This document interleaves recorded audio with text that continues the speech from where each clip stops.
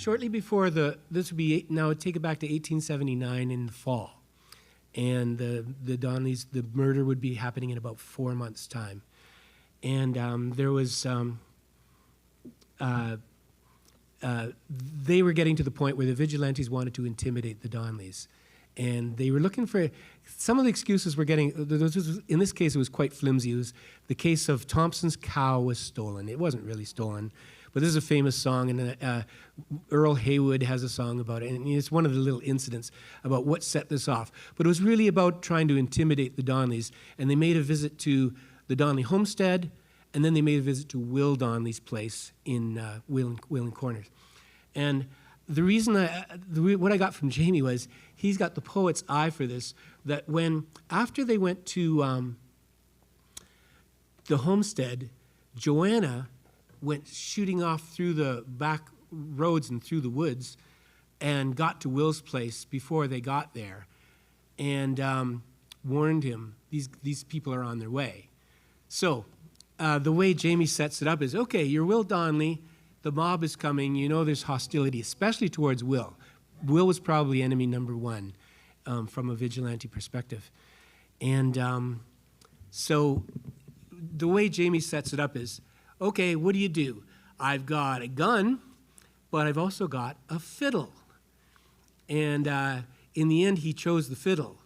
And this is to me is Jamie's eye for the poetic moment. And this is a song. Now, the song that he actually played, and they were hanging around and just got embarrassed, and then they finally just went down the road, and so he kind of defeated them with his fiddle. That's kind of the story. And the song he played, we know what song he played. It was called Boney Crossing the Alps, which is a fiddle march. And so I decided for this particular song, I wrote words to that song. So the tune you're going to hear is Boney Crossing the Alps, which is a song that Will played. And the words you hear are the story, starting with Thompson's cow. And okay. Well, Thompson's heifer was a wandering beast. She went over to the neighbor for a grazing feast. But the property she visited was on another farm, so they figured she was stolen by the Donnellys.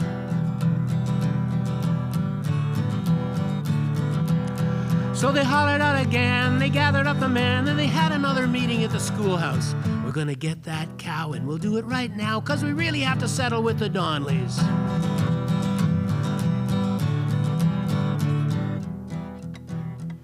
They went to James and Joanna's just a little after dawn, and Bridget saw them coming, and she woke up John, and they couldn't find the heifer, but they wouldn't go away, 'cause the heifer wasn't really what they wanted. It was more to intimidate the mother and the dad, and to show them all the enemies the Donnellys had. But the father told them all that they could kiss him on the ass, so they headed out to have it out with William. But Joanna flew through the woods in the dew, and her warning in the morning it was heeded. Will rosined up the fiddle bow and oiled up the gun. He wondered which would be the one he needed. But they tuned up the fiddle and he fiddled up a tune, and the vigilante visitors were leaving soon, and the fiddling was following them all along the way, and music won the day. And da-da-dum, da-da-dee-da-dum, da-dee-da-dee-da-dee-da-dum, dee-da-dee-da-dee-da-dee-da-dee-da-dum, da-dee-da-dee-da-dum, da-dee-da-dee-da-dum, da-dee-da-dee-da-dee-da-dee-da-dum.